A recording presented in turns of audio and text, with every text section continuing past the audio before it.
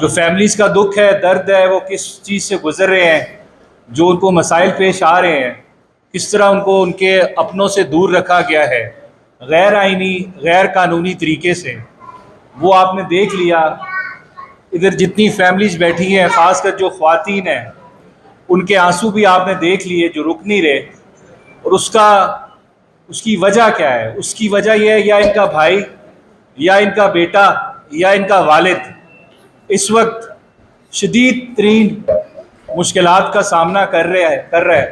45 degree centigrade में बगैर बिजली के 10 से 12 घंटे बिजली नहीं होती, उनको प्रिजन में रखा गया है। बुनियादी इंसानी हकूक जो हैं उनके, वो पामाल हो रहे हैं। मेरे ख्याल से ये कोई एग्जैजरेशन नहीं होगी अगर हम कहें कि जो कैदियों को जिस तरह गौंतनामा बे में रखा जाता है, यहाँ भी इन लोगों को उस तरह रखा जा रहा है। हफ्ते में एक दिन मुलाकात होती है, वो भी कभी फ़ोन आता है कि जी आज मुलाकात नहीं हो सकती। और यहाँ पे कुछ लोग हैं जो फैसलाबाद में जो कहा जाता है हमला हुआ था, उसके जो मुल्जिम हैं, उन लोगों से वो सियालकोट में उनको रखा गया प्रिजन में मिलिट्री की, उनको महीने में एक दफ़ा मिलने दिया जाता है, बल्कि कुछ केसेस में 2.5 माह 3 माह। अब ये कौन सी दुनिया में होता है? क्या हम ये कह सकते हैं कि हम लोग जमहूरियत में रहते हैं?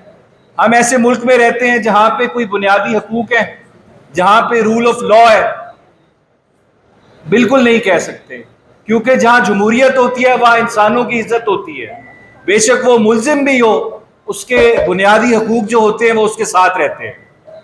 अगर ये सारी चीज में मैं दरिया को कूजे में बंद करूं कि इसके लिए जिम्मेदार कौन है, तो मेरे ख्याल से हमारी सुप्रीम कोर्ट है। अक्टूबर में फैसला आता है कि जी सिविलियंस का मिलिट्री कोर्ट में ट्रायल जो है वो गैर आईनी है, अनकॉन्स्टिट्यूशनल है। और ये चीज जहन में रखें कि वो लोग अक्टूबर से भी पहले से मई से मिलिट्री की कस्टडी में थे। तो एक शख्स पिछले एक साल से इस वक्त फिजिकल रिमांड पे है। कभी भी दुनिया में ऐसे नहीं हुआ कि किसी शख्स को, किसी मुल्जिम को एक साल के लिए आप फिजिकल रिमांड पे रखें, लेकिन यहां पे ये हो रहा है। या तो ये सद्दाम हुसैन की डिक्टेटरशिप पे हुआ है, या हिटलर के जर्मनी में हुआ है, या मुसलिनी के इटली में हुआ है। ये किसी जमहूरी मुल्क में ऐसे नहीं हुआ। या तो हमें आप याद दिला रहे हैं कि ये ज़ियाउल हक का पाकिस्तान है, जिसमें लोगों पे जुल्म किए गए, और ऐसे जुल्म किए गए कि जिसको हम अगर अल्फाज में बयान करना चाहे तो मेरे ख्याल से हम सब कांप जाएंगे। मैं चीफ जस्टिस ऑफ पाकिस्तान से एक रिक्वेस्ट करूंगा, देखें, एक जो पावर होती है उसके बारे में एक ही चीज परमानेंट होती है कि इट इज नेवर परमानेंट। आपके टोटल 150 दिन रह गए, उसमें भी गर्मियों की छुट्टियां अगर आप निकाल दें, 2-3 महीने आपने चीफ जस्टिस और रहना है। आपके पास केस आता है एक लकड़ी के बल्ले का, निशान का, आप उसको एक दिन में डिसाइड कर देते हैं, 2 दिन में। रात 11 बजे तक अदालत चलती है। यहां तो सांस लेने वाले जिंदा इंसान हैं जिनका केस पिछले 1 साल से सुप्रीम कोर्ट सुन रही है, लेकिन उस पर फैसला नहीं हो पा रहा कि क्या ये लोग मिलिट्री कस्टडी में इनका ट्रायल होगा या इनका नॉर्मल सिविल प्रिजन जो एंटी टेररिस्ट कोर्ट है वहां पे ट्रायल होगा। अगर सुप्रीम कोर्ट इस चीज का फैसला नहीं कर सकती तो मेरे ख्याल से सुप्रीम कोर्ट का होने का कोई फायदा नहीं रहेगा। फिर अदालत जो है वो फंक्शन करती है सिर्फ अवाम के एतमाद से।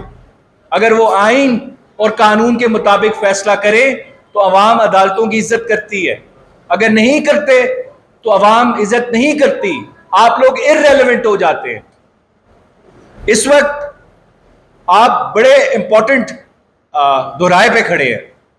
एक तरफ आइन खड़ा है, एक तरफ कानून खड़ा है, एक तरफ बुनियादी हकूक हैं, एक तरफ जमहूरियत है, और एक तरफ फर्द वाहिद की ख्वाहिशात हैं। आपने आइन को ऊपर रखना है कि ख्वाहिशात को ऊपर रखना है? ये इस वक्त हमारी सुप्रीम कोर्ट ने एक साइड चूज करनी है, और ये पहली दफा नहीं हुआ कि सुप्रीम कोर्ट के पास इस तरह की ऑप्शन आई है। ये जब से पाकिस्तान बना है सुप्रीम कोर्ट के पास ये ऑप्शन आई है।